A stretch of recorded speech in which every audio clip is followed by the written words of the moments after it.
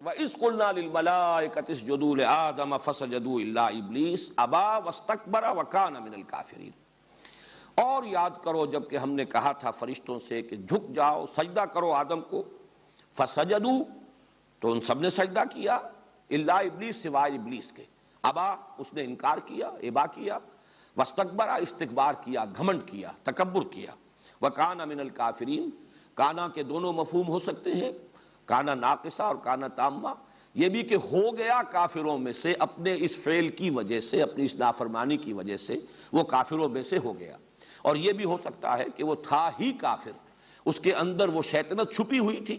صرف اس آزمائش کے ذریعے سے اس کا ظہور ہو گیا۔ ظاہر بات ہے کہ جو بھی کچھ انسان کے اندر ہوتا ہے اللہ تعالیٰ سے تو مخفی نہیں ہے، اللہ کے علم میں ہے، البتہ یہ کہ اللہ تعالیٰ ظاہر کر دیتا ہے۔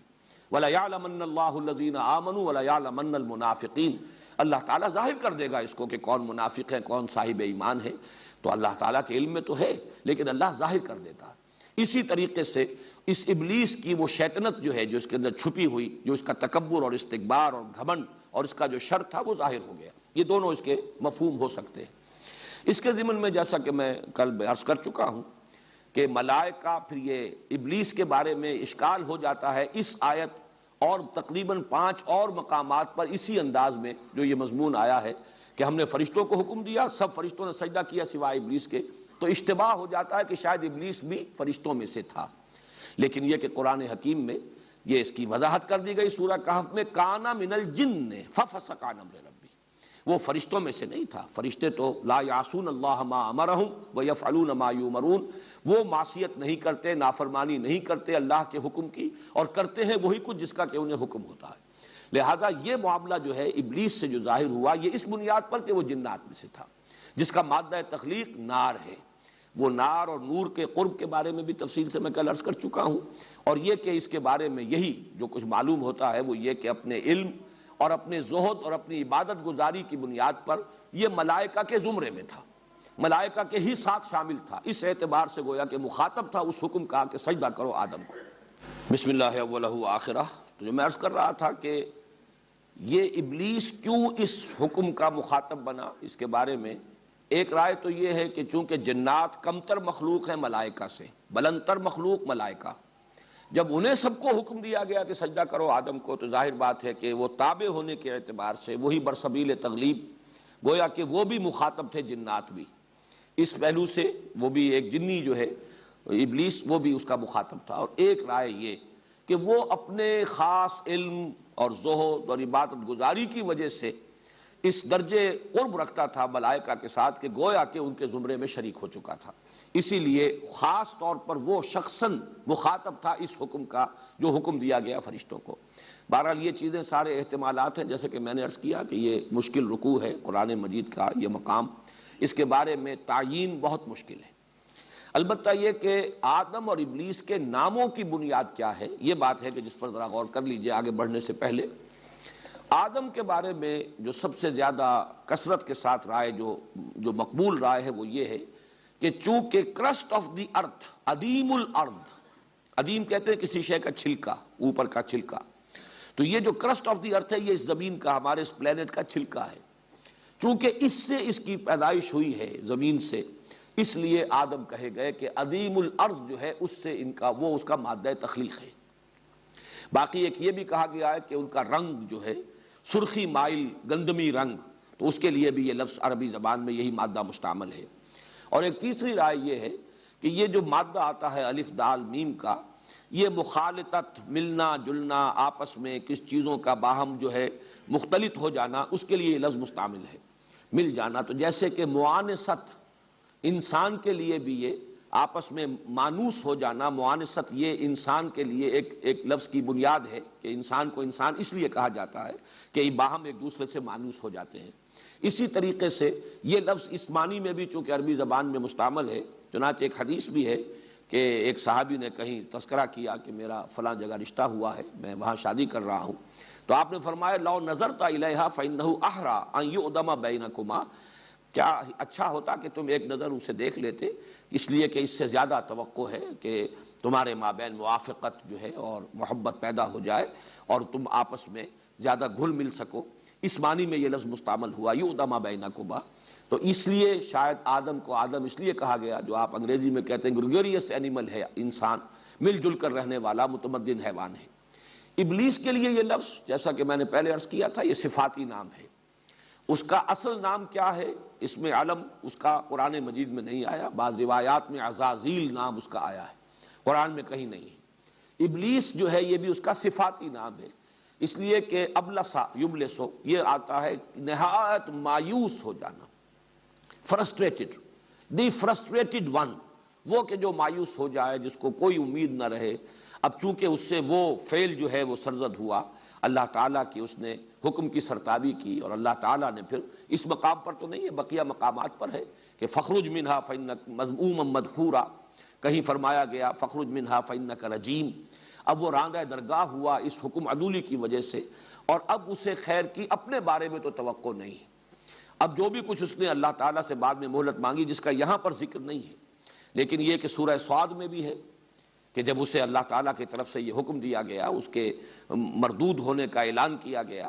تو پھر اس نے کہا کہ قال رب فانظرنی الی یوم یبعثون قال فانک من المنظرین الی یوم الوقت المعلوم۔ یہ تین آیات جو کہ سورہ ہجر میں بھی آئی ہیں، یہ دو مقامات پر کہ اس نے مہلت طلب کی کہ پروردگار میں اس بات کو ثابت کر دوں گا کہ یہ آدم کی ذریت، اس کی اکثریت تیری شکر گزار نہیں ہوگی،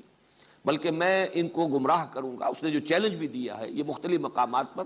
لیکن چونکہ جیسا کہ میں عرض کر چکا ہوں، قرآن مجید کے وہ حصے نازل تو ہو چکے تھے پہلے اس مقام سے جو ہم پڑھ رہے ہیں، وہ تو چونکہ مکی صورتیں ہیں، سورہ صاد بھی، طٰہٰ بھی، سورہ کہف بھی، سورہ بنی اسرائیل بھی، سورہ حجر بھی، سورہ اعراف بھی، یہ 6 مقامات ہیں جن پر کہ یہ واقعہ آیا ہے۔ یہاں تو صرف ایک آیت میں اس کا لب لباب، اس لیے کہ اس معلوم ہو جائے کہ انسان کا دشمن ازلی جو ہے وہ یہ ابلیس ہے۔ اس ابلیس کی ذریت بھی، اور بھی جنات میں سے جو اس کی پیروی کرے، اور انسانوں میں سے جو اس کے پیروکار بن جائیں، اس کے حلقہ بگوش بن جائیں، یہ شیاطین جن و انس، یہ ہے کہ جو یہاں پر شر کے پھیلانے کی ایجنسی ہے، یہ ہے کہ جو دنیا کے اندر لوگوں کو گمراہ کرنے کا جنہوں نے اپنا فرض منصب ہی اس کو بنا لیا ہے۔ اس لیے اس حقیقت کو بیان کر دیا گیا، اور اس میں قرآن مجید میں دوسرے مقامات پر بھی ہے کہ تکبر، یہاں تو صرف ایک لفظ آیا ہے ابا، اس نے انکار کیا، واستکبر، اور استکبار کیا، لیکن دوسرے مقامات پر ہے انا خیر منہ خلقتنی من نار وخلقتہ من طین اسجد لمن خلقت طینا، کیا میں اس کو سجدہ کروں جسے تو نے بنایا ہے مٹی سے، گارے سے؟ یہ گویا کہ ایک حقارت آمیز انداز میں حضرت آدم کا تذکرہ، یا یہ کہ انا خیر منہ خلقتنی من نار وخلقتہ من طین، میں اس سے بہتر ہوں، برتر ہوں، اعلیٰ ہوں، افضل ہوں، مجھے تو نے آگ سے بنایا ہے، اسے تو نے مٹی سے بنایا ہے۔ تو یہ اس کا گھمنڈ، یہ اس کا تکبر، یہ اس کا عجب، جیسے کہ حدیث میں بھی آتا ہے کہ ثلاث منجیات و ثلاث مہلکات، 3 چیزیں انسان کو نجات دلانے والی ہیں، 3 چیزیں ہلاک کرنے والی ہیں، اور ان ہلاک کرنے والوں میں جو آخری چیز ہے جس کے بارے میں فرمایا ہی اشدہن، تمام مہلکات میں سب سے شدید ہے اعجاب المرء بنفسہ، انسان کے اندر گھمنڈ پیدا ہو جائے، اپنی برتری کا احساس پیدا ہو جائے، تو یہ اس کو ہلاک کرنے کے اندر سب سے زیادہ مؤثر شے جو ہے، اس کی تباہی اور بربادی کی سب سے بڑی وجہ یہ اعجاب ہے۔ تو اس نے انا خیر منہ اپنی برتری کا احساس کیا، اور اسی گھمنڈ کی وجہ سے، تکبر کی وجہ سے اس درجے اس میں یہ سرکشی پیدا ہوئی کہ اللہ تعالیٰ کے حکم سے سرتابی کی اور انکار کر دیا سجدہ کرنے کو حضرت آدم سے۔ اب یہاں پہ اصل بات جو سمجھنے کی، جو میں نے عرض کیا تھا کہ ان کی جو تعویل ہے، لا یعلم تعویلہ الا اللہ، ان کے واقعات کیسے ہوئے، کس طرح ظہور پذیر ہوئے، یہ تصور تو ہم نہیں کر سکتے کہ کوئی بہت بڑی جگہ ہو اور وہاں تمام فرشتے جمع ہوں اور حضرت آدم بھی ہوں، اور بعض اللہ تعالیٰ بھی سب کے سامنے کہیں اس محفل میں صدارت فرما رہے ہوں، اور پھر وہاں حکم دیا گیا ہو کہ سجدہ کرو آدم کو۔ یہ تو کچھ عالم غیب کی باتیں ہیں، یہ بھی ہم یقین سے نہیں کہہ سکتے کہ حضرت آدم کو بھی یہ معلوم ہوا یا نہیں ہوا کہ مجھے سجدہ کرایا گیا ہے، اس لیے کہ بعد میں جو ان سے خطا ہوئی ہے اس سے، اور اس کے بارے میں جو ابلیس نے جس طریقے سے انہیں ورغلایا ہے کہ یہ تمہیں جو روکا گیا ہے اس درخت کا پھل کھانے سے، وہ اس لیے کہ کہیں تم فرشتے نہ بن جاؤ، تو تکونا ملکین، کہ کہیں تم فرشتے نہ بن جاؤ۔ اگر حضرت آدم علیہ السلام کو وہ شعور اس طرح کا ہوتا اور علم کہ یہ فرشتے تو سب میرے سامنے جھکائے گئے ہیں اور مجھے انہوں نے سجدہ کیا ہے، تو معلوم ہوتا ہے کہ پھر اس کا کوئی منطقی بات جو ہے اس میں معلوم نہیں ہوتی کوئی ربط، کہ اس کے باوجود یہ ابلیس انہیں یہ کہہ کر ورغلاتا کہ اللہ نے تمہیں اس لیے روکا اس درخت سے کہ کہیں تم فرشتے نہ بن جاؤ. انہیں تو یہ معلوم ہونا چاہیے تھا کہ میں تو افضل ہوں فرشتوں سے،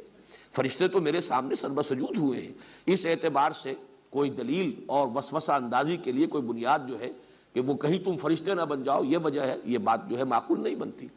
اس لیے میں عرض کر رہا ہوں کہ یہ کیسے ہوا ہے. حضرت آدم علیہ السلام کو بھی خود یہ علم میں آیا کہ نہیں آیا، لیکن یہ کہ حکم فرشتوں کو دیا گیا اور وہ سب کے سب جھک گئے، انہوں نے سجدہ کیا. اس کی اصل کانوٹیشن ہے کیا؟ وہ کانوٹیشن یہ ہے جو خلافت کے ساتھ متعلق ہے. اس کا یہ مفہوم اور مطلب کہ جب اللہ تعالیٰ خلافت عرضی عطا فرما رہا ہے، قوت تسخیر عطا فرما رہا ہے آدم کو اور ان کی ذریت کو، تو یہ جو اللہ تعالیٰ کی اس عالمی اور کائناتی جو سلطنت ہے، اس کے جو کارکن ہیں، اس کی جو سول سروس ہے، اگر وہ آدم کا حکم نہ مانے تو ظاہر بات ہے کہ آدم تو ایک قدم یہاں چل نہیں سکتا. ہمیں جو ارادے کی آزادی دی گئی ہے، جو چوائس دیا گیا ہے، میں چلنا چاہتا ہوں کسی خیر کے کام کی طرف، تو نہ معلوم کتنی فورسز آف دی نیچر ہیں کہ جو اس راستے کے اندر اس میں متعلق ہیں، اور ان میں سے ہر ایک کے اوپر فرشتے مامور ہیں. اگر فرشتے قدم قدم پر میرے لیے رکاوٹ بن جائے، راستہ جو ہے میرا روک دے، تو میں اپنے کسی ارادے کو پایۂ تکمیل تک نہیں پہنچا سکتا. آدم کو جب خلافت دی گئی اور تسخیر کائنات تک کا امکان اس میں رکھ دیا گیا، تو کل ملائکہ جو ہیں، اسی لیے دو مقامات پر قرآن مجید میں اس قدر زور ہے، فسجد الملائکۃ کلہم اجمعون، تو سجدہ کیا سب فرشتوں نے. الملائکہ میں بھی حصر ہے، پھر یہ کہ کلہم مزید اس کی تاکید، سب کے سب بلا استثناء، اجمعون سب نے مل کر جمع ہو کر ایک ہی دم یکبارگی، غالباً اس کا مفہوم ہوگا. تو یہ جو تاکید اتنی ہے اس لیے ہے کہ جب خلافت عطا کی گئی ہے تو اللہ کے حکم سے اب فرشتے گویا کہ مطیع بنا دیے گئے انسان کے. اپنے ارادے سے، اپنے چوائس سے یہ خیر کی طرف بڑھنا چاہے، ٹھیک ہے، راستہ کھلا ہے، جائیے جدھر جانا چاہے. اس لیے نہیں کہ آدم ان سے اس اعتبار سے جو ہے وہ جو صحیح یا غلط کام کرنا جو ہے ان کے لیے وہ نتیجہ تو پھر نکلے گا آخرت کے اندر، اللہ تعالیٰ جب حساب لے گا. لیکن اس وقت اللہ نے آزادی دی ہے، اور اس وقت اس کے ارادے کی آزادی کے آگے اس کے راستے میں کوئی فرشتہ رکاوٹ نہیں ڈالے گا. کل کائنات مسخر ہے. البتہ جب وہ وقت آئے گا یہی فرشتے ہوں گے کہ جو ہتھکڑیاں لگائیں گے، یہی ہوں گے جو بیڑیاں ڈالیں گے، یہی ہوں گے جو گھسیٹ گھسیٹ کر جہنم میں اوندھے منہ جھونکیں گے لوگوں کو. لیکن یہ کہ اس وقت ان کو جو حکم دیا گیا ہے خلافت عرضی عطا کیے جانے کے ناطے، یہ گویا کہ اس کا ایک سمبل، اس کی ایک علامت کہ تمام فرشتے، اس لیے کہ سجدہ در حقیقت ویسے تو ضروری نہیں کہ وہ سجدہ جو ہے پیشانی زمین پر ٹکائیں تو اسی کو سجدہ کہا جائے، ذرا سا جھک جانا یہ بھی سجدہ ہے. سجدہ تعظیمی جو ہے اس سے پہلے جائز رہا ہے، شریعت محمدی میں آ کر اسے مطلقاً حرام کیا گیا ہے. ورنہ یہ کہ ذرا جھک کر تعظیم کرنا کسی کی، یہ تمام چیزیں جو ہے یہ سابقہ شریعتوں میں بھی اس کی اس درجے شدت کے ساتھ یعنی بندش نہیں تھی، بلکہ تعظیماً جھکا جا سکتا تھا. اسی کو دلیل آج کل بھی بعض لوگ بناتے ہیں کہ سجدہ تعظیمی جو ہے وہ اگر کہیں بزرگوں کو، اولیاء اللہ کو یا ان کی قبروں کو اگر کر لیا جائے تو کوئی حرج نہیں ہے، اور وہ قیاس کرتے ہیں سابقہ چیزوں پر. حالانکہ شریعت محمدی میں سجدہ مطلقاً حرام ہے اللہ کے سوا کسی کو. لیکن سجدہ جو بھی ہے در حقیقت وہ علامت ہے تذلل کی. تذلل اور کسی کا مطیع ہو جانا، کسی کا منقاد ہو جانا، کسی کے حکم کے سامنے سر تسلیم خم کر دینا، یہ سر تسلیم خم کر دینا یہ بھی ایک طرح کا سجدہ ہے. تو یہ گویا کہ فرشتوں کو اللہ تعالیٰ نے چونکہ خلافت آدم کو عطا کی ہے تو فرشتوں کو ان کا مطیع بنا دیا ہے. یہ سجدہ اس اطاعت کی علامت ہے، اس کا سمبل ہے. یہ ہے اس کا اصل حاصل، جو اصل مضمون ہے. جیسا کہ میں نے کل عرض کیا تھا کہ اصل مضامین کیا ہے، آدم کا مقام کیا ہے، یہ فلسفے اور حکمت دین کا ایک اہم موضوع ہے. وہ خلیفۃ اللہ ہے فی الارض، آدم اور ذریت آدم. اس خلافت کی اساس کیا ہے؟ اس خلافت کی اساس، بلکہ میں دیکھ رہا تھا مولانا عبد الباجی دریابادی مرحوم نے مولانا اشرف علی تھانوی رحمۃ اللہ علیہ کا ایک جملہ نقل کیا ہے کہ خلافت کی بنیاد زہد اور طاعت گزاری نہیں ہے، خلافت کی بنیاد علم اور فہم ہے.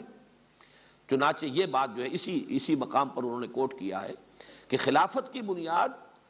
اطاعت اور زہد اور عبادت گزاری نہیں ہے. یہ تو کر رہے تھے فرشتے بھی، نحن نسبح بحمدک ونقدس لک، یہ چیزیں تو بتمام و کمال فرشتوں میں موجود تھی. جب یہ ڈیمونسٹریشن کرائی گئی، علم آدم الاسماء کلھا ثم عرضهم علی الملائکۃ فقال انبئونی باسماء ہؤلاء ان کنتم صادقین، تو گویا کہ یہ بات ظاہر کر دی گئی کہ خلافت کی بنیاد علم ہے۔ اور یہاں جو وضاحت میں کر چکا ہوں میرے نزدیک وہ انسانی علم ہے، علم وحی نہیں۔ علم وحی کا سلسلہ جو ہے اس رکوع کے آخر میں آئے گا، فَإِمَّا يَأْتِيَنَّكُم مِّنِّي هُدًى فَمَن تَبِعَ هُدَايَ فَلَا خَوْفٌ عَلَيْهِمْ وَلَا هُمْ يَحْزَنُونَ۔ اس سے تعلق امامت کا ہے، اس خلافت عرضی کا تعلق جو ہے وہ اس علم سے ہے۔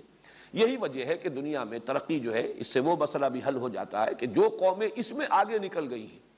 زمین پہ غلبہ انہی کا ہوا ہے، اگرچہ ان کے پاس ایمان نہیں ہے، اگرچہ وہ اللہ کو بھی مانتے ہیں یا نہیں مانتے ہیں تو 100 شرک جو ہے کر رہے ہیں، حضرت مسیح کو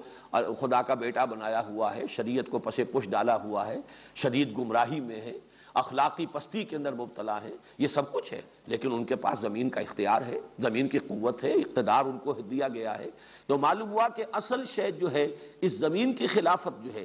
اس کا تعلق اس ہدایت سے نہیں، اس کا تعلق اس علم سے ہے جو علم الاسماء کی بنیاد پر ہے، اور جو حضرت آدم کو اور ان کی ذریت کو گویا کہ بالقوہ عطا کر دیا گیا تھا۔ تیسری بات جو ان آیات میں آئی وہ یہ کہ اس خلافت کا منطقی نتیجہ تھا کہ تمام فرشتے، یہ کارکنان قضاء و قدر جو ہے، جن کی تعداد وما یعلم جنود ربک الا ہو، جن کی تعداد کسی کو معلوم نہیں،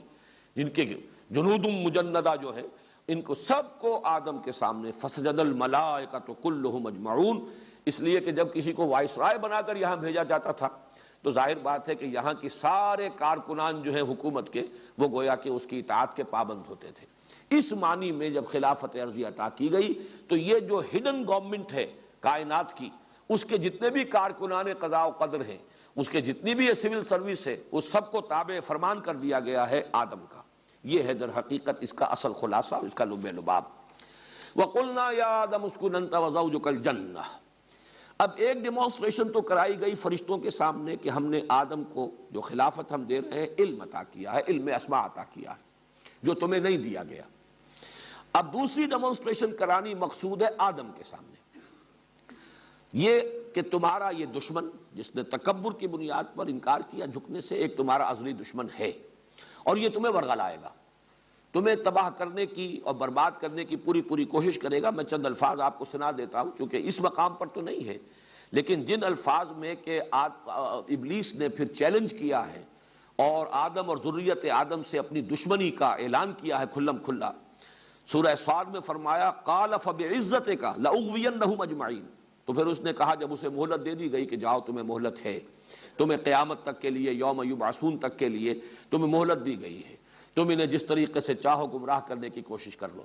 تو اس نے پھر اب دھڑلے سے جو بات کہی، قال فبعزتک لأغوینہم اجمعین، پروردگار اب تیرے عزت اور اقتدار کی قسم میں ان سب کو گمراہ کر کے چھوڑوں گا، الا عبادک منہم المخلصین، سوائے تیرے ان بندوں کے جنہیں تو اپنا خود ہی بنا لے۔ مخلص یہاں پر اس میں مفعول آیا ہے، جنہیں تو اپنے لیے خالص کر لے، یعنی جن پر کوئی خصوصی کرم تیرا ہو، تیری نگاہ کرم ہو جن پر خصوصی، تیری عنایت خصوصی جن کے شامل حال ہو جائے، وہ ان کا معاملہ مستثنا ہوگا، باقی میں ان سب کو اغوا کر کے چھوڑوں گا۔ سورہ بنی اسرائیل میں بھی اس نے یہ جو کہا تھا جب سجدے کا حکم دیا گیا، جو الفاظ اس کے نقل ہوئے، قال ارأیتک ھذا الذی کرمت علی لئن اخرتنی الی یوم القیامۃ لاحتنکن ذریتہ الا قلیلا۔ اس نے کہا کہ پروردگار یہ آدم جس کو تو نے مجھ پر عزت دی ہے، اکرام کیا، جس کا مجھ سے افضل قرار دیا، جس کو سجدہ کرنے کا مجھے حکم دے رہا، اگر تو مجھے قیامت تک کے دن کے لیے مہلت دے دے تو میں ان سب کو ڈھانٹا باندھ دوں گا،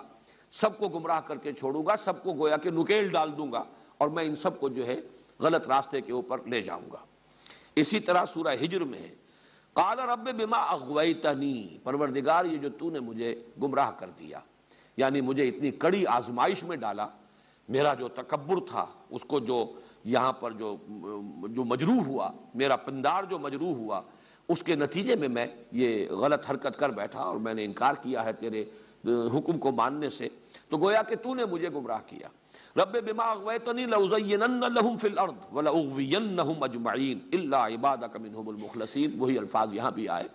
تو اب یہ کہ میں ان کے لیے زمین کے اندر جو مختلف چیزیں ہیں ان کو بڑا مزین کر دوں گا، اسی میں یہ مشغول ہو جائیں گے، اسی کی محبت میں گرفتار ہو جائیں گے، مال و اسباب دنیاوی ہی ان کا مقصود و مطلوب ہو جائے گی، اس کے لیے گردنیں ایک دوسرے کی کاٹیں گے اور خون بہائیں گے، وہی ان کا مقصود و مطلوب ہوگا۔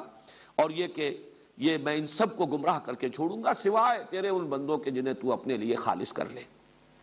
سب سے زیادہ تفصیل کے ساتھ یہ الفاظ جو آئے ہیں اس کے چیلنج کے، وہ سورہ اعراف میں ہے۔ قال فبما اغويتني لاقعدن لهم صراطك المستقيم ثم لآتينهم من بين ايديهم ومن خلفهم وعن ايمانهم وعن شمائلهم ولا تجد اكثرهم شاكرين۔ تو اس نے کہا پروردگار جو تو نے مجھے گمراہ کر دیا اور راندہ درگاہ میں اب ہو گیا، میں تو اب ہم تو ڈوبے ہیں صنم، ان کو بھی لے ڈوبیں گے، میں ان کو بھی چھوڑنے والا نہیں ہوں، اور تو نے جو مجھے مہلت دی ہے اب میں تیرے سیدھے راستے پر ان کے لیے گھات میں بیٹھوں گا۔ صراط مستقیم تو توحید کا راستہ ہے، میں اس پر مورچہ لگاؤں گا، گھات میں بیٹھوں گا، میں ان کے لیے اپنی کمین گاہیں بناؤں گا، پھر میں ان پر حملہ آور ہوں گا۔ ثم لآتینہم من بین ایدیہم ومن خلفہم، ان کے سامنے سے بھی، ان کے پیچھے سے بھی، اور ان کے داہنی طرف سے بھی اور ان کے بائیں طرف سے بھی، اور تو دیکھے گا ان میں سے اکثر کو تو نہیں پائے گا شکر کرنے والے کہ جو مقام تو نے اسے عطا کیا ہے یہ اس پر تیرا شکر ادا کر سکے اور اس کا حق ادا کر سکے۔ یہ انداز ہے اس کے چیلنج کا۔ لیکن یہ کہ اب حضرت آدم کو متنبع کرنے کے لیے کہ یہ تمہارا دشمن ازلی ہے اور اس کو تم پہچان لو، ایک تجربہ کرایا جا رہا ہے۔ وَقُلْنَا يَا آدَمُ اسْكُنْ أَنْتَ وَزَوْجُكَ الْجَنَّةَ، اور ہم نے کہا کہ اے آدم تم اور تمہاری بیوی اب رہو جنت میں۔ یہ جنت کون سی جنت ہے اس میں اختلاف ہے۔ ایک تو ظاہر بات ہے کہ وہ جنت الخلد جو ہے جس میں داخل ہونے کے بعد پھر نکالا نہیں جائے گا کسی کو، یہ گمان غالب یہ ہوتا ہے یہ وہ جنت نہیں۔ البتہ کوئی آزمائشی جنت، کوئی ایسی جگہ کہ جہاں پر کہ عارضی ایک ڈیمانسٹریشن ہی کے لیے حضرت آدم اور حوا کو رکھا گیا ہے۔ اور جیسا کہ میں عرض کر چکا ہوں، بائبل کے جو بھی مرتبین ہیں، جب بھی یہ بائبل جو سفر پیدائش جو ہے، دی بک آف جینیسس جب مرتب ہوئی ہے، تو اب اس میں چونکہ اصل بائبل تو گم ہو گئی تھی تقریباً 7ویں صدی قبل مسیح میں یا 6 صدی قبل مسیح میں اصل بائبل، اصل تورات گم ہو گئی، بعد میں مرتب کی گئی ہے۔ تو اب جو بائبل ہے اس میں جو تصور دیا جا رہا ہے کہ وہ کہ زمین ہی پر کہیں یہ جنت تھی، کسی بلند مقام پر، بلکہ یہ کہ وہ تو لوکیٹ کرتے ہیں اپنے اندازے سے جو اہل علم ہیں بائبل کے جاننے والے، تورات کے ماہرین، کہ یہ جو علاقہ کردستان کہلاتا ہے، یہ پہاڑی علاقہ، یہیں پر کوئی جگہ تھی جہاں کسی بلند مقام پر بس وہ ساری آسائشیں اور ساری چیزیں، ضرورتیں، ہر طرح کا عیش و آرام جو ہے انسان کو مہیا تھا، اور وہاں تھے در حقیقت حضرت آدم اور حضرت حوا۔ یہ ان کی ایک رائے ہے۔ جیسا کہ میں نے عرض کیا، اس میں بہرحال احتمالات کا تو امکان موجود ہے کہ مختلف احتمالات ہیں، لیکن یہ کہ تیقن کے ساتھ کچھ کہنا ہمارے لیے ممکن نہیں۔ یہاں سے بھی جو نتیجہ اخذ کرنا ہے وہ یہ ہے کہ ایک آزمائشی طور پر، ایک ڈیمانسٹریشن کے لیے کہ معلوم ہو جائے آدم کو کہ یہ میرا دشمن جو ہے ابلیس، یہ کس کس طور سے مجھے ورگلا سکتا ہے،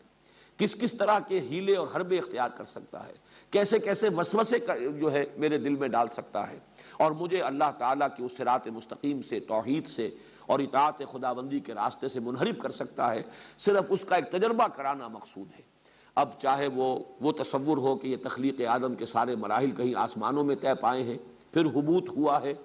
چاہے وہ تصور ہو کہ زمین ہی پر یہ سارے مراحل طے پائے ہیں، اس اعتبار سے وہ جنت جو ہے وہ بھی کہیں جنت ارضی، کسی جگہ پر کوئی اونچا مقام، اور جنت کا لفظ جو ہے صرف جنت، ظاہر بات ہے کہ اس میں احتمالات جو ہیں تمام کے تمام موجود ہیں۔ وَكُلَا مِنْهَا رَغَدًا حَيْثُ شِئْتُمَا، اور کھاؤ تم دونوں اس میں سے با فراغت، جہاں سے چاہو، جو چاہو کھاؤ، تمام پھل، تمام میوے تمہارے لیے مباح ہیں، جہاں سے چاہو ان سے تم استفادہ کرو۔ وَلَا تَقْرَبَا هَٰذِهِ الشَّجَرَةَ فَتَكُونَا مِنَ الظَّالِمِينَ،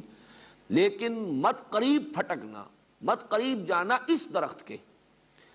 تو تم ہو جاؤ گے ظالموں میں سے، حد سے تجاوز کرنے والے، ظلم کرنے والے، اللہ کے حکم سے انحراف کرنے والے، تم ظالموں میں سے ہو جاؤ گے اگر تم نے اس درخت کا پھل کھایا۔ یہ جو جنت کے اندر جس طریقے سے حضرت آدم کو رکھا گیا، اس کی جو کیفیات بیان ہوتی ہیں،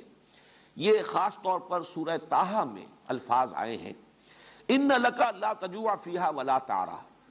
اے آدم تمہارے لیے یہاں اس جنت میں جس میں ہم تمہیں رکھ رہے ہیں،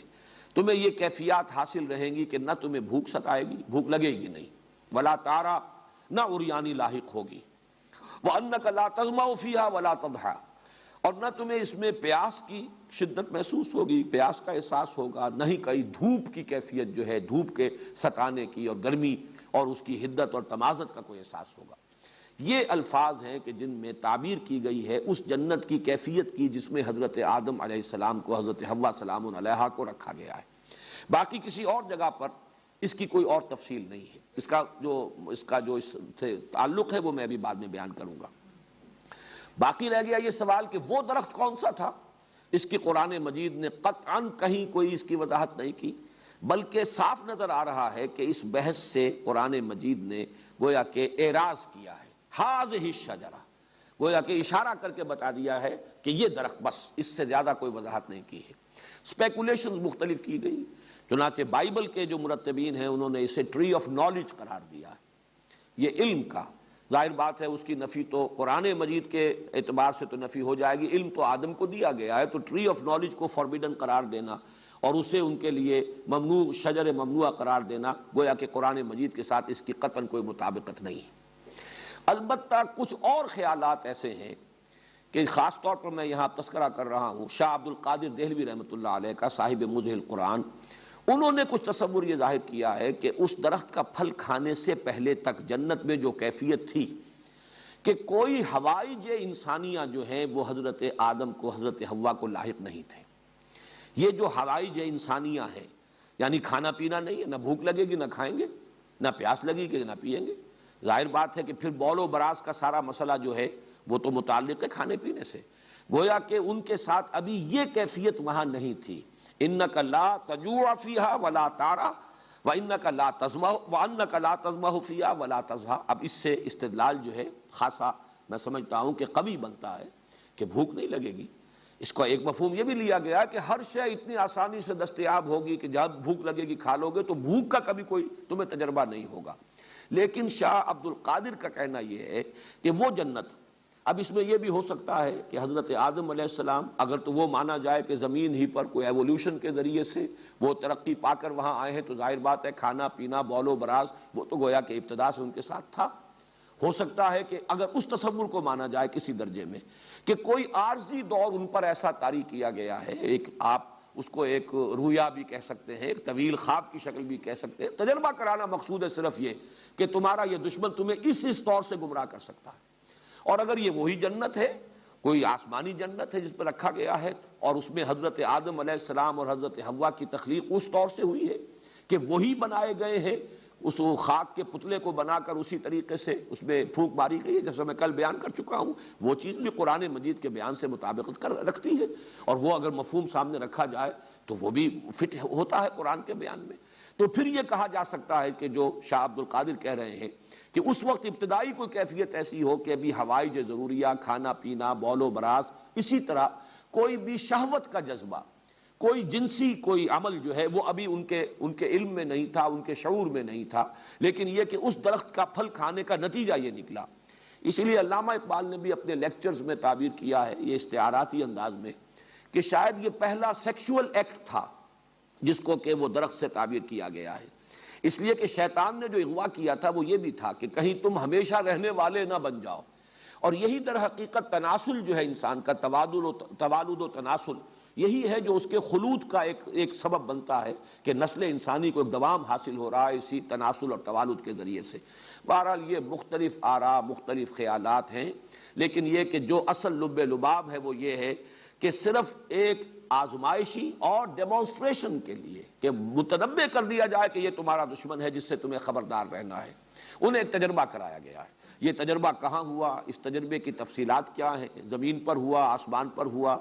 اور پھر یہ کہ وہ کس کیفیت میں حضرت آدم اور حضرت حوا تھے، جیسے کہ ایک رائے میں شاہ عبد القادر کے حوالے سے بیان کر رہا ہوں، یہ سب جو ہے یہ ہمارا ایک تصور، تخیل ہو سکتا ہے، کوئی اس کے لیے مرفوع روایات موجود نہیں ہے، کوئی اس کے بارے میں تفصیلی چیزیں خود قرآن مجید کے دوسرے مقامات سے بھی ہمیں معلوم نہیں ہوتی۔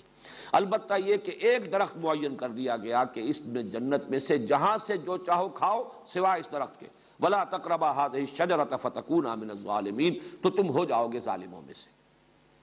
فَأَزَلَّهُمَا الشَّيْطَانُ عَنْهَا، تو پھسلا دیا، ذلہ پھسل جانا، ازلہ اذلال باب افعال سے پھسلا دیا، فَأَزَلَّهُمَا الشَّيْطَانُ عَنْهَا، شیطان نے ان دونوں کو، آدم اور حوا کو، پھسلا دیا اس سے. فَأَخْرَجَهُمَا مِمَّا كَانَا فِيهِ، تو نکال دیا ان دونوں کے اس میں سے جس میں کہ وہ تھے. یہ الفاظ بھی بڑے ایسے مبہم رکھے گئے، مما کانا فیہ، جس میں وہ تھے. اس سے مراد ابھی وہ جنت نہیں ہے، بلکہ اس جنت کی جو کیفیت ہے اس کی طرف اشارہ کیا جا رہا ہے. یہ انداز قرآن مجید وہی استعمال کرتا ہے جہاں کے تفاصیل یا تو فہم انسانی کی گرفت سے ماورا ہو، جیسے کہ جو معراج کا تذکرہ آیا ہے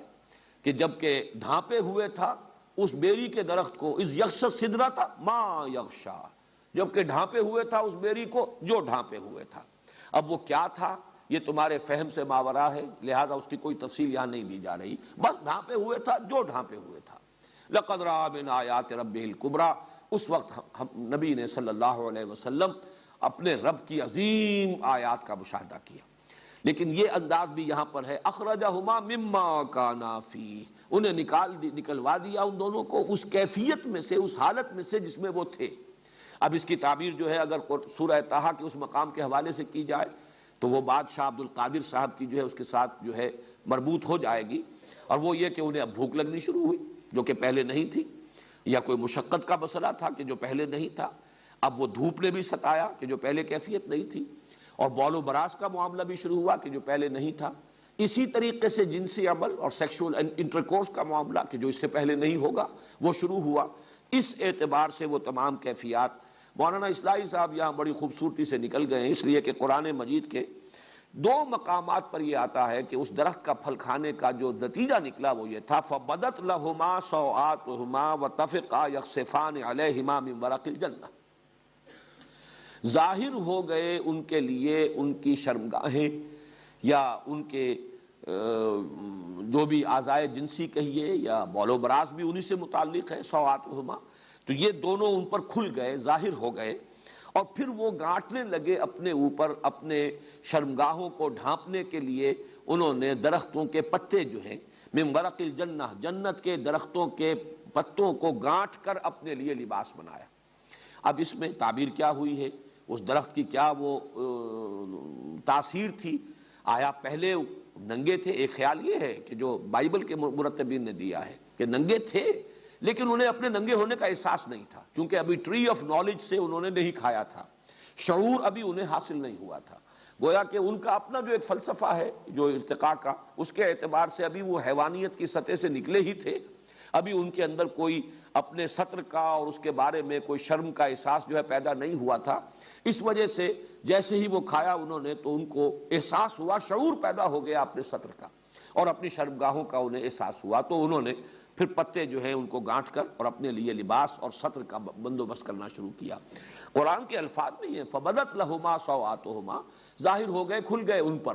منکشف ہو گئے ان پر ان کی شرمگاہیں. فَطَفِقَا يَخْصِفَانِ عَلَيْهِمَا مِنْ وَرَقِ الْجَنَّةِ، اب وہ بلکہ بائبل کے مرتبین نے تو فگ ٹری کہا ہے اسے، اور چونکہ وہ علاقہ جس میں کہ ان کا یہ خیال ہے کہ یہ آزمائشی جنت تھی جہاں پہ کہ حضرت آدم اور حضرت حوا تھے، اس کے بارے میں یہ کہ اس علاقے میں یہ انجیر کے درخت بہت ہیں، والتین والزیتون، تین جو ہے تو تین وہ علاقہ جو ہے جبل تین اسی علاقے میں ہے، حضرت نوح علیہ السلام کا مسکن، ان کی قوم کا مسکن، اور جو وہ وہاں پر جو سیلاب آیا وہ بھی ان کے جو محققین ہیں ان کے نزدیک وہی علاقہ ہے، نسل آدم کا آغاز وہیں سے ہوا ہے، تو وہ ان کے اپنے نظریات ہیں. لیکن یہ کہ وہ درخت کون سا تھا، یہاں ورق الجنہ کہا گیا ہے. اس باغ کے درختوں سے انہوں نے اپنے لیے لباس ان کو گانٹ کر آپس میں اور اپنے لیے اپنے شرمگاہوں کو، اپنے سطر کو چھپانے کی کوشش کی. یہ اس مقام پر نہیں ہے، یہاں مختصر ہے. فَأَخْرَجَهُمَا مِمَّا كَانَا فِيهِ. مولانا اصلاحی کا میں تذکرہ کر رہا تھا کہ انہوں نے ایک لفظ بڑا لطیف سا استعمال کیا ہے اور یہاں سے گزر گئے عافیت کے ساتھ کہ کوئی حلہ جنت تھا کہ جو ان سے سلب کر دیا گیا، اور پھر وہ چونکہ انہوں نے اللہ تعالیٰ کے حکم کی نافرمانی کی تھی تو جو جنتی لباس جسے ہم نہیں سمجھ سکتے کہ وہ لباس کی حقیقت کیا تھی، وہ لباس کس نوعیت کا تھا جو ان کو عطا ہوا تھا، وہ ان سے لے لیا گیا، اور وہ یہ کہ ان پر اپنی شرمگاہیں کھل گئیں اور ان کو اپنی عریانی کا احساس ہوا. فَأَزَلَّهُمَا الشَّيْطَانُ عَنْهَا فَأَخْرَجَهُمَا مِمَّا كَانَا فِيهِ. یہ جو أَزَلَّهُمَا ہے اس کے لیے بھی میں آپ کو وہ حوالے دوسرے مقامات سے دے دیتا ہوں کہ وہ جو حضرت آدم کو حضرت حوا کو جو پھسلایا بہلایا یا ورغلایا، اس کے لیے سورہ طٰہٰ میں الفاظ آئے ہیں فوسوس الیہ الشیطان قال یا آدم هل ادلک علی شجرۃ الخلد وملک لا یبلی، تو وسوسہ اندازی کی آدم کے اندر شیطان نے۔ اب یہ لفظ نوٹ کرنے کے قابل ہے کہ یہ مکالمہ روح در روح ہو رہا ہے یا یہ کہ وسوسہ ہے، تو اس میں لفظ وسوسہ استعمال کیا گیا۔ معلوم ہوتا ہے کہ یہ اس طریقے سے جیسے میں اور آپ بات کر رہے ہوں اور ہم ایک دوسرے سے کی گفتگو سن رہے ہوں بالمشافہ، وہ نہیں ہے وسوسہ۔ فوسوس الیہ الشیطان، اور کہا یہ کہ یا آدم هل ادلک علی شجرۃ الخلد وملک لا یبلی، اے آدم کیا میں بتاؤں تجھے وہ درخت کہ جو خلد والا درخت ہے، ہمیشگی کا درخت ہے، اور ایسی حکومت عطا کرنے والا درخت ہے کہ جو کبھی بھی جس پر باسی پن طاری نہیں ہوگا، وہ حکومت، وہ شہنشاہی ہمیشہ تر و تازہ رہے گی۔ اور دوسری جگہ پر آیا سورہ اعراف میں وَقَالَ مَا نَهَاكُمَا رَبُّكُمَا عَنْ هَٰذِهِ الشَّجَرَةِ إِلَّا أَن تَكُونَا مَلَكَيْنِ أَوْ تَكُونَا مِنَ الْخَالِدِينَ، اس نے کہا ان سے آدم اور حوا سے کہ نہیں منع کیا ہے تمہیں اس درخت سے تمہارے رب نے مگر اس وجہ سے کہ کہیں تم نہ ہو جاؤ فرشتے، کہیں فرشتے نہ بن جاؤ، اور یہ کہ کہیں تم ہو جاؤ ہمیشہ رہنے والے، تمہیں خلد حاصل ہو جائے، دوام حاصل ہو جائے، بقائے دوام جو ہے وہ تمہیں حاصل ہو جائے۔ تو یہ وسوسہ اندازی ہے کہ جو شیطان نے کی ہے حضرت آدم اور حضرت حوا کو، جس کو جو کہا گیا ہے فَدَلَّاهُمَا بِغُرُورٍ، دھوکہ دے کر انہیں گویا کہ اس اللہ تعالیٰ کے حکم عدولی جو ہے اس پر آمادہ کر لیا گیا۔ فَأَزَلَّهُمَا الشَّيْطَانُ عَنْهَا فَأَخْرَجَهُمَا مِمَّا كَانَا فِيهِ وَقُلْنَا اهْبِطُوا بَعْضُكُمْ لِبَعْضٍ عَدُوٌّ، اور ہم نے کہا، فیصلہ سنا دیا، اتر جاؤ، تم میں سے بعض کے دشمن ہیں، وَفِي الْأَرْضِ مُسْتَقَرٌّ وَلَكُمْ فِي الْأَرْضِ مُسْتَقَرٌّ وَمَتَاعٌ إِلَىٰ حِينٍ، اور اب زمین میں تمہارے لیے ہے مستقر، جائے قرار، اور برتنے کی چیزیں ہیں، ساز و سامان ہے، اس زندگی کے لیے جو ضروریات ہیں وہ ہم نے ودیعت کر دی ہے اس زمین میں، متاع الی حین، ایک خاص وقت تک کے لیے، ایک مدت تک کے لیے۔ یہاں پر جو لفظ حبوط آیا ہے، اب اس سے چونکہ حبطہ کے معنی ہوتے ہیں اترنا، کہیں کسی بلندی سے نیچے اترنا، تو یہاں اہبطوا آیا، اور اس سے یقیناً اس نظریے کو بہت تقویت حاصل ہوتی ہے کہ یہ جو ساری تخلیق آدم کا یہ پورا مرحلہ ہے، یہ پورا سلسلہ جو اب تک بیان ہوا ہے، یہ کہیں آسمانوں ہی میں ہوا ہے، کسی بلند مقام پر ہوا ہے، اور اس کے بعد انہیں حضرت آدم کو زمین پر اتارا گیا، حکم دیا جا رہا ہے اترو اب زمین پر، اہبطوا بعضکم لبعض عدو، یہ تو میں بعد میں عرض کروں گا۔ لیکن حبوط کا لفظ، وہ دوسرا تصور جو ہے، جیسا کہ میں نے کل عرض کیا تھا، وہ بھی فٹ ان کرتا ہے، ریکنسائل کرتا ہے قرآن کے ساتھ۔ یقین کے ساتھ ہم کچھ نہیں کہہ سکتے کہ وہ ہے حقیقت یا یہ ہے حقیقت، لیکن یہ کہ اگر اس کے اندر کوئی آپس میں ریکنسائل کرنے کا کوئی گوشہ ہے تو وہ صرف میں واضح بیان کر رہا ہوں، میں کوئی تیقن کے ساتھ اس نظریے کی تبلیغ نہیں کر رہا، اگرچہ میرا ذاتی رجحان اس کی طرف ہے جیسا کہ میں کل عرض کر چکا ہوں، لیکن میں صرف احتمال کے درجے میں اس وقت آپ کے سامنے رکھ رہا ہوں کہ حبوط کا لفظ کسی بلند مقام سے اترنے کے لیے بھی ہے، اور یہ بالکل اس سینس میں بھی کہ جو ہم کہتے ہیں سیٹل ڈاؤن، کہیں پر اب آباد ہو جاؤ، جیسے کہ ایک نومیڈک انداز ہوتا ہے زندگی کا، جس میں کہ خانہ بدوش ہیں، ادھر گھوم رہے ہیں ادھر جا رہے ہیں، ابھی خیمے یہاں لگا دیے ہیں، پھر یہاں سے وہ چراگاہ جو ہے وہ اگر اس میں نہیں رہا اب کچھ چرنے کے لیے اپنے جانوروں کے لیے، تو وہ خیمے اکھاڑے کہیں اور چلے گئے۔ ایک ہے کسی جگہ پر مستقل قیام کر لینا، وہاں سیٹل ہو جانا، اس کے لیے یہی اسی سورہ مبارکہ میں یہ لفظ آیا ہے بنی اسرائیل کے ضمن میں، اہبطوا مصرا فإن لكم ما سألتم وضربت عليهم الذلة والمسكنة وباءوا بغضب من اللہ، کہ جب بنی اسرائیل نے، جب کہ وہ صحرائے سینا میں تھے اور اللہ تعالیٰ نے ان کے لیے غذا کا بھی بندوبست کیا تھا، من و سلوہ نازل کیا تھا، تو جب انہوں نے یہ کہا حضرت موسیٰ سے کہ ہم ان پر جو ہے صبر نہیں کر، لن نصبر علی طعام واحد فادع لنا ربک یخرج لنا مما تنبت الارض من بقلها وقثائها وفومها وعدسها وبصلها قال تستبدلون الذی هو ادنی بالذی هو خیر اہبطوا مصرا فإن لكم ما سألتم۔ اس وقت تک ابھی وہ سیرا نوردی تھی، مسلسل سفر میں تھے، اور اللہ تعالیٰ نے ان کے لیے من و سلوہ کی غذا کا اہتمام کر دیا تھا، لیکن جب انہوں نے ناشکری کی اور کہا کہ ہم صرف ان دو کھانوں پر تو یعنی صبر نہیں کر سکتے، ہمیں تو وہ چاہیے چیزیں جن کے چسکے انہیں پڑے ہوئے تھے اور جن کی لذتیں مصر میں اپنی غلامی کے دور میں جو ہے مختلف چیزیں ہیں، دالیں ہوں اور پیاز ہو اور لہسن ہو اور یہ ہو اور وہ ہو، یہ چیزیں ہمیں تو چاہیے، ترکاریاں ہوں، ککڑیاں ہوں، تو حضرت موسیٰ نے فرمایا اہبطوا، اب کسی جگہ پر آباد ہو جاؤ، تو سیٹل ڈاؤن، کہیں پہ بیٹھو، اب کاشتکاری کرو۔ یہ چیزیں تو پھر کہیں پر مستقل قیام کر کے اور کاشتکاری کے ذریعے سے حاصل کی جا سکتی ہیں۔ تو وہاں بھی لفظ حبوط آیا، اہبطوا مصرا فإن لکم ما سألتم، اب کسی جگہ پر کسی آبادی میں آباد ہو جاؤ کسی جگہ پر، تو پھر یہ چیزیں جو تم جو چاہ رہے ہو، جو تمہاری جو چٹخارے مانگ رہی ہے زبان، اگر وہی تمہاری طلب ہے تو پھر وہاں تمہیں حاصل ہو جائے گی۔ تو یہ لفظ بھی فٹ کرتا ہے اس تصور کے اندر بھی، اور یہ چونکہ قرآن مجید القرآن یفسر بعضہ بعضا، یہ دلیل قرآن ہی سے سامنے آ رہی ہے، اس لیے ایسی نہیں ہے کہ اٹھا کر اس کو بالکل پھینک دیا جائے۔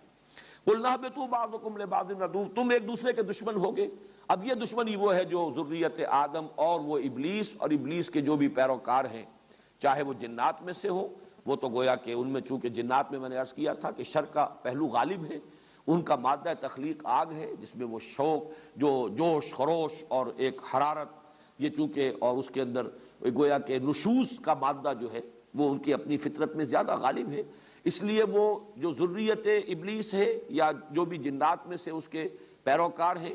وہ سب کے سب، اور ابلیس وہ شخص ابلیس، وہ معین ابلیس، وہ عزازیل جس نے کہ قیامت تک کے لیے مہلت مانگی تھی اور اسے مہلت دی گئی، قرآن مجید میں متعدد مقامات پر آیا کہ تجھے یہ مہلت دی جا رہی ہے، تمہاری یہ درخواست قبول کی گئی، گرانٹڈ،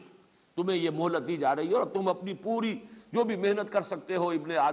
ذریت آدم کو گمراہ کرنے کی کر لو، تمہیں کھلی چھوٹ دی جا رہی ہے۔ لیکن ایک بات ہے جو سورہ بنی اسرائیل میں اور دوسرے مقامات پر بھی واضح کر دی گئی، ان عبادی لیس علیک علیہم سلطان، لیس لک علیہم سلطان، میرے بندوں پر تجھے کوئی اختیار حاصل نہیں ہوگا۔ ٹھیک ہے، تم اس کے لیے جو بھی مزین کرو، برائی کو خوشنما کر کے پیش کرو، وسوسہ اندازی کرو، جس طرح چاہو ورغلاؤ، لیکن کوئی اختیار تمہیں حاصل نہیں ہوگا، الا من اتبعک من الغاوین، سوائے ان کے کہ جو خود تیری پیروی کریں، خود ان کے اندر بھی سرکشی ہو، خود ان میں بھی شر کا میلان ہو، خود وہ معصیت اور تکبر اور دنیا پرستی میں مبتلا ہو اور تیری آواز پر لبیک کہیں، تو ان کو جدھر چاہے تو لے جا، لیکن یہ کہ میرے بندے جو مجھ سے اپنے آپ کو وابستہ کر لیں، مجھ پر ایمان رکھتے ہوں، مجھ پر توکل کرتے ہوں، ان پر تیرا کوئی اختیار نہیں ہوگا۔ لیکن یہ عداوت ہے اصل میں، یہ ہے وہ خیر و شر کی کشمکش کہ جو اس دنیا میں پوری نسل آدم میں تاریخ کا ایک مستقل نظریہ ہے کہ یہ خیر اور شر کی ایک کشاکش ہے کہ جس کی یہ پوری داستان ہے۔ خیر کی قوتیں انسان کے اندر بھی ہیں، خارج میں بھی ہیں۔ انسان کے اندر وہ روح ملکوتی جو اس میں پھونکی گئی وہ خیر کی طرف بلانے والی ہے، خارج میں انبیاء کرام، صلحاء، پھر جو بھی ان کے متبعین ہیں، پھر ملائکہ جو شاباش دیتے ہیں، تقویت کا ذریعہ بنتے ہیں، یہ تمام خارج کے اندر قوتیں ہیں کہ جو خیر کی طرف بلانے والی ہیں۔ شر کی طرف خود انسان کا اپنا جو اس کا بیسر سیلف ہے، جو انڈ اور لیبیڈو ہے، جو اس کا نفس امارہ ہے، جو اس کے اینیمل انسٹنکٹس ہیں، جو اس کے حیوانی تقاضے ہیں، یہ شر کی طرف بلانے والے ہیں اس کے اپنے اندر، اور خارج میں ذریت ابلیس ہے، خود ابلیس ہے، بنفس نفیس کہیے یا جو بھی اس کی وہ ملعون اس کا وجود ہے، اس کے ساتھ خود وہ ہے جسے مہلت دی گئی ہے، پھر اس کی ذریت ہے، اس کے مریدین ہیں، انسانوں میں سے بھی اور جنات میں سے بھی۔ تو یہ کشاکش خیر و شر ہے، یہ ستیزہ کار رہا ہے ازل سے تا امروز، چراغ مصطفی سے شرار بولہبی، ہمارے اپنے اندر بھی وہ خیر و شر کی کشمکش ہے، خارج میں بھی تمدن میں، تاریخ اصل میں در حقیقت انہی قوتوں کے باہمی کشاکش کا جو ہے وہ ایک اس کی داستان ہے۔ تو بعضکم لبعض عدو ولکم فی الارض مستقر ومتاع الی حین، اور زمین میں اب تمہارے لیے مستقر ہے، جائے قرار ہے، یہی تمہیں ٹھہرنا ہے، یہی آباد ہونا ہے، اور برتنے کا سامان، ضروریات ساری زندگی کی ہم نے اس میں فراہم کر دی ہیں ایک مدت معینہ کے لیے۔ فَتَلَقَّى آدَمُ مِن رَبِّهِ كَلِمَاتٍ فَتَابَ عَلَيْهِ، یہ مسئلہ بھی سورہ اعراف میں تفصیل سے آ چکا بے ایمانی کہ سورہ اعراف جو ہے ہجرت سے پہلے نازل ہو چکی ہے، تو قرآن مجید میں جب یہ صورت نازل ہو رہی ہے اس سے پہلے یہ مضمون تفصیل سے وہاں آ چکا، اسی لیے میں نے عرض کیا کہ 6 مقامات پر یہ مضامین، کہیں کوئی مضمون زیادہ تفصیل سے، کہیں کوئی مضمون زیادہ تفصیل سے، کہیں ابلیس کا چیلنج زیادہ مفصل آیا ہے، کہیں ابلیس نے جو تکبر کیا اس کی پوری وضاحت کر دی گئی ہے، کہیں آدم کی تخلیق کا تذکرہ بھی ہے، جنات کے تخلیق کا تذکرہ بھی ہے۔ تو یہ 6 مقامات جو ہیں مکی صورتوں کے، سورہ اعراف، سورہ ہجر، سورہ بنی اسرائیل، سورہ کہف، سورہ طٰہٰ، سورہ صاد، ان میں یہ مضامین آئے ہیں، ان کے تقابلی مطالعے سے یہ ساری باتیں جو ہیں منکشف ہوتی ہیں، یہاں ان کا خلاصہ دیا جا رہا ہے۔ وہاں ہے کہ ایک ندامت کا احساس حضرت آدم میں پیدا ہوا، خطا ہوئی ہے، غلطی ہوئی ہے، اور یہی احساس ندامت ہے جو اللہ کو بہت عزیز ہے۔ موتی سمجھ کے شان کریمی نے چن لیے قطرے جو تھے میرے عرق انفعال کے، تو اللہ تعالیٰ نے الفاظ کچھ خود تلقین فرمائے، وہ احساس ندامت پیدا ہوا آدم میں، لیکن یہ کہ اس کے لیے الفاظ تلقا آدم من ربہ کلمات، سیکھ لیے، حاصل کر لیے آدم نے اپنے رب سے کچھ کلمات، اور ان کلمات کے ذریعے سے جب انہوں نے توبہ کی، رجوع کیا، استغفار کیا، انا ظلمنا انفسنا ربنا ظلمنا انفسنا وان لم تغفر لنا وترحمنا لنکونن من الخاسرین، تو اللہ تعالیٰ نے معاف فرما دیا۔ اب اس کو ہم مکمل کر لیتے ہیں، ابھی 1-2 منٹ جو بھی ہمارے پاس بقایا ہے، باقی یہ مضمون پھر اگلے درس کے اندر میں مزید وضاحت سے کر دوں گا کہ یہ ایک بہت اہم موضوع ہے قرآن مجید کا، جس سے کہ تورات بالکل خالی ہے، اور تورات کے خالی ہونے ہی کے سبب سے وہ پیدائشی گناہ گار ہونے کا تصور جو ہے وہ عیسائیوں کے اندر موجود ہے کہ انسان پیدائشی طور پر گناہ گار ہے۔ حضرت آدم سے جو گناہ سرزد ہوا تھا اس کے اثرات نسل آدم میں چلے آ رہے ہیں۔ قرآن نے سورہ اعراف میں بھی اور یہاں سورہ بقرہ میں بھی واضح کر دیا، فتاب علیہ، اللہ نے ان کی توبہ قبول فرما لی۔ اللہ اپنی تمام عنایتوں کے ساتھ ان کی طرف پھر متوجہ ہو گئے، تمام عنایتیں اور رحمتیں اور شفقتیں حضرت آدم کے شامل حال ہو گئی۔ انہوں نے اپنی خطا کا اقرار کیا، اعتراف کیا، توبہ کی، رجوع کیا، استغفار کیا، اللہ تعالیٰ نے ان کی توبہ کو قبول فرما لیا۔ اس کے بعد دہرایا ہے، یعنی جنت سے، یا جو بھی آزمائشی جنت تھی، یا وہ جنت خلد ہے، یا جو بھی آسمانی جنت ہے، اس سے نکالا جانا جو ہے وہ اس گناہ کی وجہ سے نہیں ہے۔ گناہ کی وجہ سے تو وہ کیفیت جو جنت میں ان کی تھی، انک لک الا تجوع فیہا ولا تعری وانک لا تظمأ فیہا ولا تضحی، اس کیفیت سے، یا جو عریانی نہیں تھی، کوئی جنتی لباس تھا جو دیا ہوا تھا، اس سے محرومی، وہ ہے کہ جو اس کا نتیجہ نکلا ہے۔ باقی جنت سے ان کا نکلنا، زمین پر ان کا آنا، یہ تو در حقیقت اس لیے ہے کہ پیدا ہی کیے گئے تھے، بنائے ہی گئے تھے، زمین کی خلافت ہی کے لیے تخلیق ہوئی ہے، اس اعتبار سے انہیں آنا تو ہے، اپنے اس جگہ کا چارج سنبھالنا ہے، اسی لیے دوہرا کر آیا۔ توبہ کی قبولیت کے بعد فرمایا جا رہا ہے قُلْ اهْبِطُوا مِنْهَا جَمِيعًا، اب اترو یہاں سے، جنت میں سے، زمین جو بھی ہے، چاہے وہ زمین ہی پر کوئی اونچے مقام پر وہ جنت تھی جہاں سے انہیں اتارا گیا، یا یہ کہ کوئی آسمانی جنت تھی وہاں سے اتارا گیا، یہ دونوں احتمالات موجود ہیں، لیکن یہ کہ سب کے سب اترو۔